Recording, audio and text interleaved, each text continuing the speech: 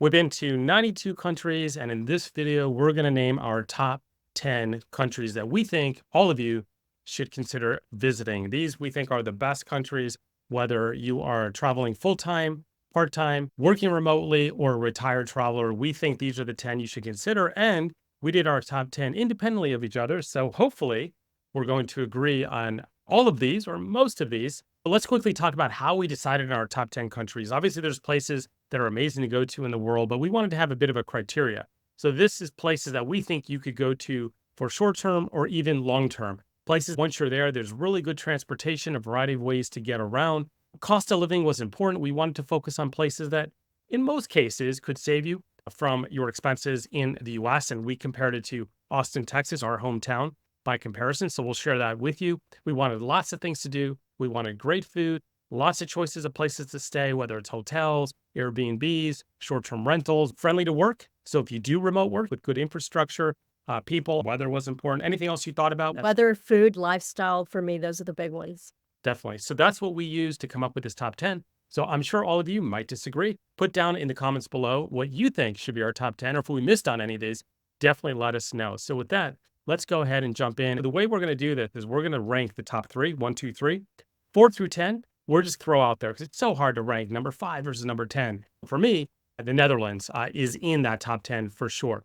Cost of living, not going to be an inexpensive place to be, but I'd say roughly about 15 to 20% less cost of living than Austin, Texas, especially if you get outside of Amsterdam. Or if you're in Amsterdam, if you stay a bit more in the periphery like we did, we spent a month there. We have a video, which I'll link down below, and we talk about the entire experience. It's just a really lovely place to be. Food-wise, they had a really nice multicultural food scene there. There's a lot of places to see. Their public transportation is amazing. All kinds of great day trips. Really easy to work from. Internet was phenomenal. And it's just a great place to be outdoors, outside, walking, or on a bike.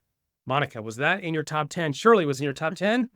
It wasn't in my top 10, but I guess I'm going back on my own. I missed it by a hair, Okay. honestly, Okay. because the Netherlands offers a really amazing lifestyle. We enjoyed our time there very much. And in just traveling outside of Amsterdam also, it's easy to get around.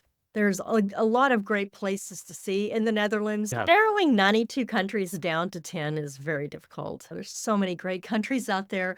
In my top 10, Australia. We've only been 2 times. We've only seen parts of the country, and an absolutely enormous country, a continent, really. We've seen Melbourne, we've seen Sydney, and we've seen maybe parts of the top, Darwin, Cairns, but it just only tells us how much more we have to see. So many great places to get to. It's a great experience. Probably not the cheapest. You can choose your lifestyle there. If you're going to choose to base out of Sydney, it's going to be expensive. I think it's probably as expensive as the US. When we went to dinners and hotels, I didn't notice any real savings. However, if you get outside of Sydney, I think you can save about 15%. Australia is not going to be one of the inexpensive countries on our list by any means, but you can save a little bit being flexible, but it's just hard not to put it down there. It's in my top 10. I did a little bit of a debate between New Zealand and Australia, but ultimately we had more experience in Australia. It's far, it's hard to get to. So you want to stay. You want to stay for an extended period of time, but it's really a beautiful place. The next one for me, my top 10 is Italy. Amazing country, so many different places that you can visit in Italy. You can choose your lifestyle there. I don't think you need me to tell you the food is incredible. There's so much history there as well. Relatively easy to get around the country, but it's just vastly different whether you're in Rome, the ancient city, or Florence, or you're in Tuscany. It's really a phenomenal place and one that we look forward to going back over and over again and never get tired of it. I agree. My favorite part is probably Tuscany with the grilled fresh vegetables and all the great food there. But you have the mountains in the north, and you've got islands like Capri or Sicily, and you've got coastline all around the whole country, Cinque Terre. You've got Venice. I mean, a city like no other. Every time I go to Italy, I wonder why we don't go there more often. Also in my top 10, Singapore. We've been to Singapore a couple of times, and every time I go there, I'm just impressed with how clean and just fantastic it is. They've got so many great attractions there, and everything just works right. The food's great. You've got a confluence of cultures from Indian to Malaysian to Chinese that live in harmony.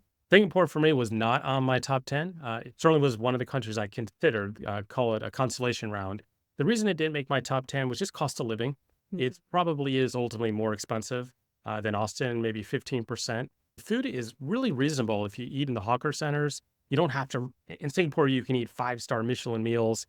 Sure, you're going to run up a crazy bill, but there's a way to eat there reasonably. I just found it was hard to find inexpensive hotels, and there's not a real good Airbnb scene there. So your housing is going to be very expensive. We've had a little disagreement so far, but let's see if we can get back on track here and agree with some countries. All right, so next for me is France, which we happen to be in right now. That's the background. We're in the south of France at the moment, in Cannes, staying in a beautiful place. And we'll share more about this place and how we stay at some of these places in a future video. But France is another country, probably a lot like Italy, where there's just so much to see, so much variance. Paris is wonderful, of course, but we spent a lot of time in Lyon, which was amazing, almost a month there. And there's a lot of different cities, small towns, small villages. English, pretty easy to get around. Obviously, if you get outside of the major cities, knowing some French is going to be more helpful. For me, it hasn't really been a problem here so far. Food scene, obviously very good. And overall, pretty reasonable. I'd say about 25% is going to be what you're going to save being in France over lifestyle in Austin, Texas. Of course, Paris might be a little bit less than that, but then there are other places that are 35, 40% less. France is also in my top 10 because every time we come here, it's just awesome. Paris, of course, what can you say about Paris? There's so much to see there.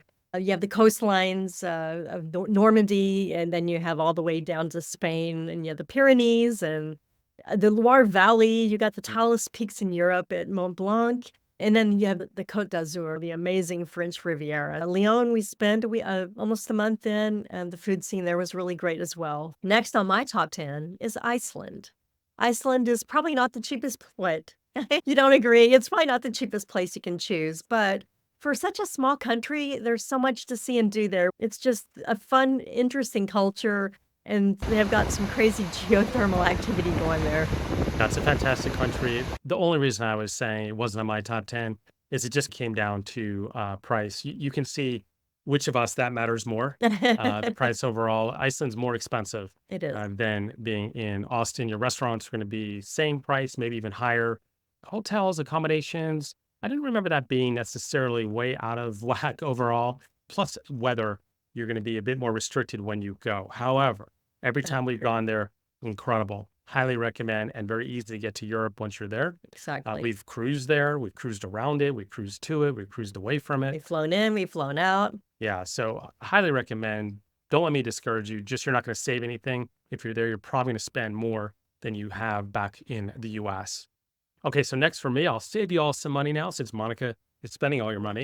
I'm going to go with Croatia. So Croatia is going to probably about 45% less than the US, at least for us in our experience. Very similar, I think, in some ways to the experience in Italy, with really great fresh food, a lot of food from the sea, fish, really nice vegetables, very interesting history.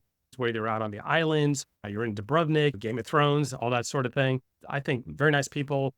And there's a lot more for us to see there as well. So definitely a place that I would spend some time. The only downside is they used to not be in the Schengen. So it wouldn't count towards your 90 days in the EU visa. Now it does. A lot of people were very disappointed when they joined the Schengen for that reason. But Croatia has... Is it in your top 10? It is not, but it's just right there on the edge. Another one on the edge. They have the bluest, clearest water I think we've ever seen, and some beautiful national parks like Plitvice. So Croatia, 100%. Definitely. Next on my list, Costa Rica. Costa Rica is a great place to go. I always loved it because it reminds me a little of Hawaii. It's not an island, but it feels like an island, and you've got volcanoes and coffee and pineapples and all of that. And there's a diversity around the country as well, so it's fun to visit. Monica finally came up with one that's actually 35% less than the US. See? That's a winner right there. So yeah, you absolutely can live quite a bit cheaper. And when we say live, we're talking typically a few weeks, a month. You can go longer term as well. We're not typically thinking the trips where you go in for 2-3 days, because there's a whole world out there of places that are phenomenal for that. Very laid back people, very friendly, English no problem, dollar strong. So a lot to be said. I didn't include it because of sometimes the weather. I think it can be very hot and humid. Walking around, humid. Getting from point to point is a little bit more challenging at times. The roads can be kind of rough. Yeah. if And you then drop me. maybe if you are doing a little bit of work, it's very laid back. It might be a little bit more of a challenge. Next to my top 10 is Hungary. We've been there multiple times. It's been a few years since we've been there. Very affordable place to be, 55% savings. Budapest, which is spectacular, probably one of the most beautiful, I don't know, cities that I think I've ever seen Mhm. along the Danube. Just amazing. Overall, very good food. Hungarian food, filling, but there's a lot of really nice international food. Lots to do, great day trips, Airbnbs. We could say that's some of the nicest Airbnbs ever Mm. in Budapest. Monica, that was in your top 10 for sure. And it was so close. It was very close. But always loved Eastern Europe and I love Hungary. And the food there and the wine is just excellent. Budapest, with its 6 bridges on the Danube, it's just a spectacular setting. Lots of great architecture, great history. It was almost untouched during the war. The next one on my list is Thailand. It's in my list. Yay! Woohoo! And it should be because Thailand is awesome. And of course, it's really good for saving money because 65%. pretty much It's going to be the cheapest place in our top 10. There are cheaper places in the world, but in our top 10 here, that's going to be probably the most value that you're going to find anywhere. We first went in 2012, and then we went again this year, and I thought for sure that it would be more expensive, but it's still cheap, and it's so beautiful. The Thai people are super friendly, and it just impresses me with how they just seem happy and welcoming. That's very pleasant environment to be in. We were in Phuket. We didn't love Phuket, but the islands are just gorgeous. You can't deny that. And then Chiang Mai's amazing. That's a place I could go for a few months and just stay. And Bangkok is awesome. Some good shopping there too. You can get in a really good rhythm, I think, in Chiang Mai as far as lifestyle. If you want to work out, if you want to start to eat healthy, you Mhm. can do that there. Yeah. Do you have to like Thai food to be in Thailand? It probably doesn't hurt. But again, once again, we had no problem finding a good burgers and coffee and ramen and Italian food. It's all there. Obviously, you're going to save the most money if you eat local. So it's a good idea. You maybe just tell them not to make it so spicy. Yeah. That brings us to our top three. So hopefully you've enjoyed the other choices. I'm going to go ahead and start with number 3 for me is going to be Japan. All-time favorite country. It might even surprise you because sometimes people think Japan, that's got to be so expensive.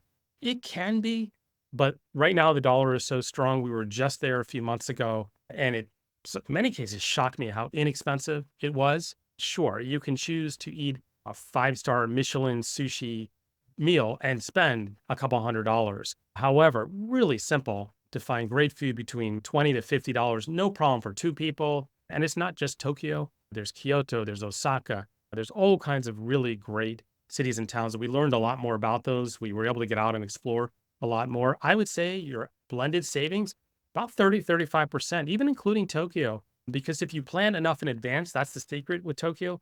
Don't go maybe during cherry blossom season and plan a bit in advance, maybe avoid the winter. And the hotels really can be quite reasonable overall. The food scene, not expensive. So for me, it's a top 3. I always look forward to going again. We'll be going again next year. And Japan is in my top 3 as well. I think the most expensive component of a trip to Japan is the hotel. We were just there in April in Tokyo. We're planning next year to go in April in Tokyo. And planning this far in advance, we can find hotels that are a lot cheaper. Yeah, we just are a little flexible sometimes. Like we're going to go to the World Expo, which is in Osaka, plan a year in advance. And it was surprising how inexpensive the hotels are. If you wait till 3 months out, I bet you they're going to be 5 times as much.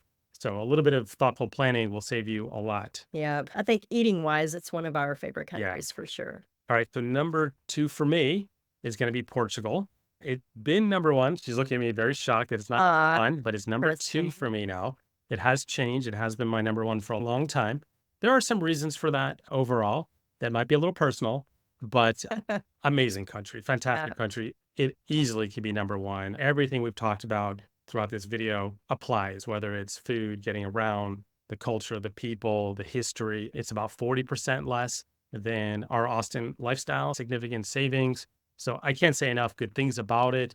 The only reason it's dropped is we have tried to do a little bit of business there and some real estate there, and it's very frustrating. Challenging. Right. I have paid a lot of taxes there, and I don't know if I've gotten a lot out at this point. So that's the only thing I think about when we're there a bit. It's colored it slightly, but again, we've taken so many friends and family there. They all love it. We love it, and we'll be going back many more times. Portugal for you is probably number 1, Force of Portugal.